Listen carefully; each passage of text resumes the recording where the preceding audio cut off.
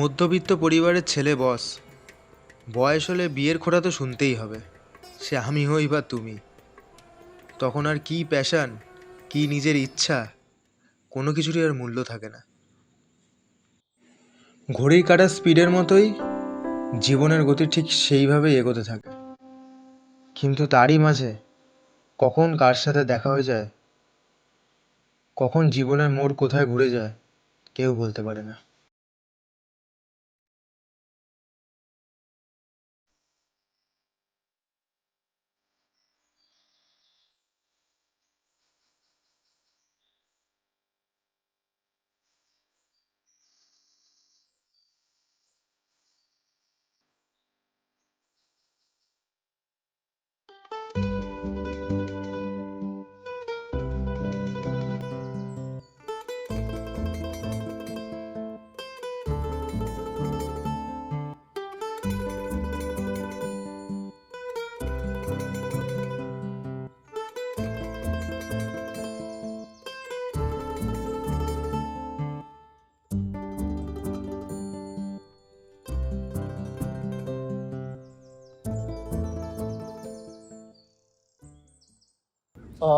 If you don't mind, আপনি একটু ডান দিকে তাকাবেন। সরি। আরে একটু আগে আপনি ডান দিকে তাকালেন না, সেরকম আরেকবার তাকান না প্লিজ। প্লিজ প্লিজ আরেকবার তাকান না। মানে কেন, কিসের জন্য? না মানে আপনার একটা ক্যাপচার করতাম, আপনার ফ্রেমটা সত্যিই খুব ভালো আসছে। আমি জানি আপনার শুনতে কেমন একটা অদ্ভুত লাগছে, আমারও বলতে কেমন একটা অদ্ভুত লাগছে, বাট আপনি যদি একবার আগে পোস্টটা দেন সত্যিই খুব ভালো হয়।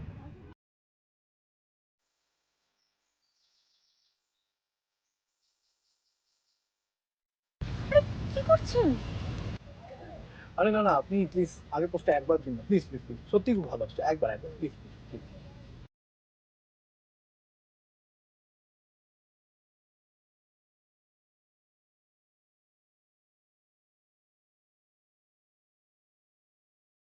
দেখুন দেখুন কত সুন্দর ছবিটা এসছে আপনার, দেখুন। নাইস, দারুণ হয়েছে কিন্তু। Thank you. আসলে আমি নেচার ফটোগ্রাফার, আমি ছবি তুলি। তো আমি ছবি তুলতেই বেরিয়েছিলাম, আপনার ফেসটা আমার সত্যিই খুব ভালো লেগে গেছে, সেই জন্য আমি ছবিগুলো তুললাম। আচ্ছা, বুঝলাম। তাহলে আপনি বাই প্রফেশন এটাই করেন, তাই তো? হ্যাঁ, আমি বাই প্রফেশন এটাই করি। আসলে আগে চাকরি করতাম, কিন্তু তারপরে চাকরি বাকরিতে ঠিক একটা ইচ্ছে হলো না, তাই ছেড়ে দিলাম। আসলে আমি শিল্পসত্তা জিনিসটাকে একটু উঁচুতে নিয়ে যেতে চাই, সেই জন্যই এটা করি। বাহ, খুব দারুণ ব্যাপার তো। আপনি এখানে কারোর জন্য অপেক্ষা করছেন বুঝি? আসলে আমার বাড়ি হচ্ছে শেওড়াপুলিতে। এখানে মাসির বাড়িতে এসেছি। আর ট্রেন 4টের সময় তো একটু আগে বেরিয়ে পড়েছি, তাই এখানে এসে। আপনি যদি কিছু মনে না করেন, আমরা একটু আশেপাশে কোথাও হেঁটে আসতে পারি? আসলে আমি শুনেছি দুজন মানুষ একসাথে হাঁটলে নাকি খুব ভালো বন্ধু হতে পারে। আর আপনাকে একটা ভালো ছবিও আমি ক্যাপচার করে নিতাম। না মানে আমার কিন্তু ওইরকম কোনো ইন্টেনশন আপনার প্রতি নেই। আপনি যদি কিছু মনে করে থাকেন তার জন্য I am really very sorry.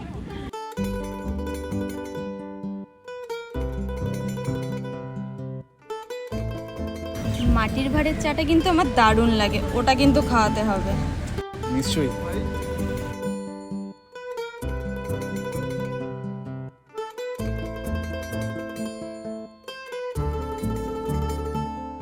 ওহে কাব্যি করামে তোর ভরা চোখে চেয়ে ভুলেছি কতই চেনা গান। ওহে কাব্যি করামে তোর ভরা চোখে চেয়ে বুনেছি ক্ষতর অভিধান। তার চেয়ে চলো দুজন আবার ফিরে যাই, দুহাতে স্বপ্ন মেখে ঝিনুক কুড়াই। তার চেয়ে চলো দুজন আবার ফিরে যাই, দুহাতে স্বপ্ন মেখে জ্যোৎস্না কুড়াই।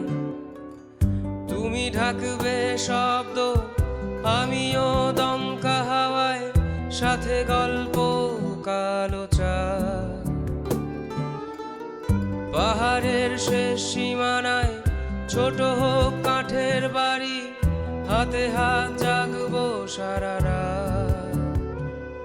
ওহে কাপি কর আমি তোর ভরা চোখে চেয়ে, ভুলেছি কতই চেনা গান। ওহে কাপি কর আমি তোর ভরা চোখে চেয়ে, বুনেছি ক্ষতর বিধান।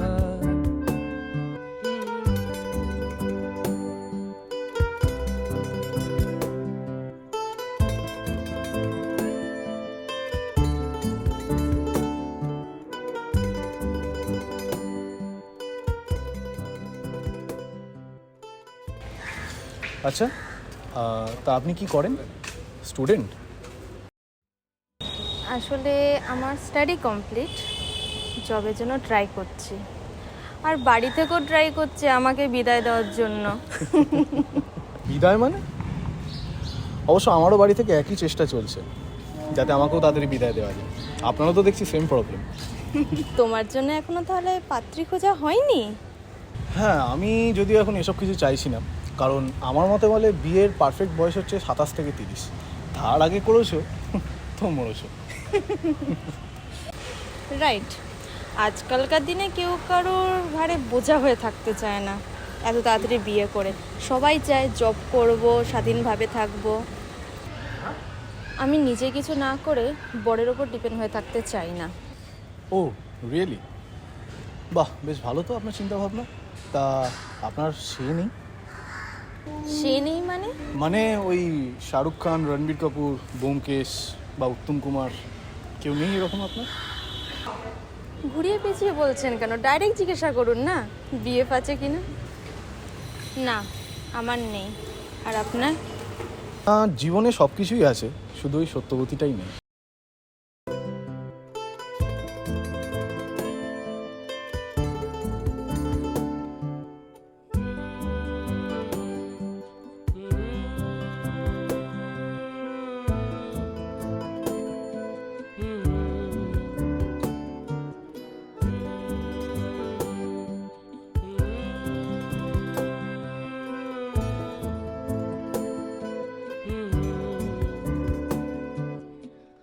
চলো আবার ফিরে যাই সমুদ্র উপত্যকায়, সমুদ্রে আছড়ে পড়া সুখ।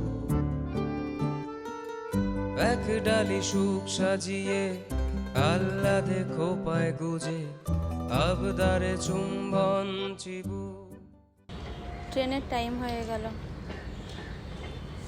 এবার আমাকে চলে যেতে হবে। আপনি চলে যাবেন? হ্যাঁ, তাও তো ঠিক, আপনি তো থাকার জন্য আসেননি।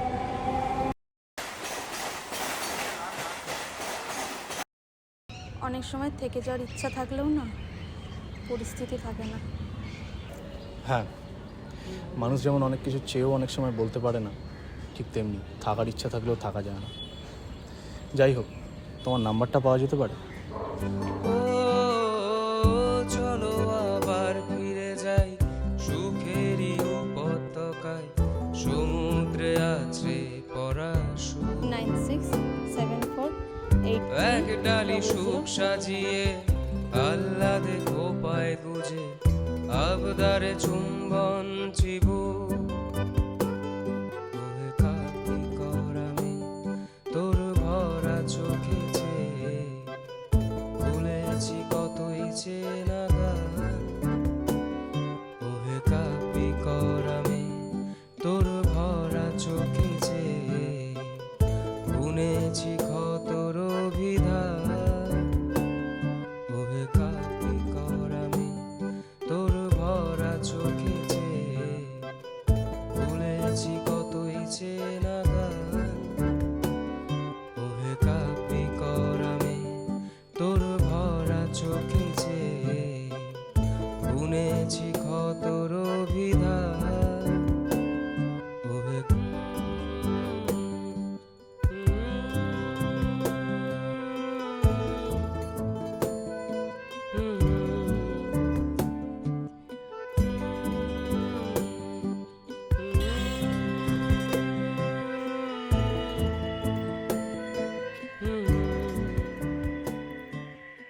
কিরে, ও বাবা, তুমি? আজকে তোর জন্য একটা সম্বন্ধ দেখতে গেছিলাম, ওহ। ওকে তো বারবার বললাম, তুই তো আর গেলি না। তোমরা কেন গেছো?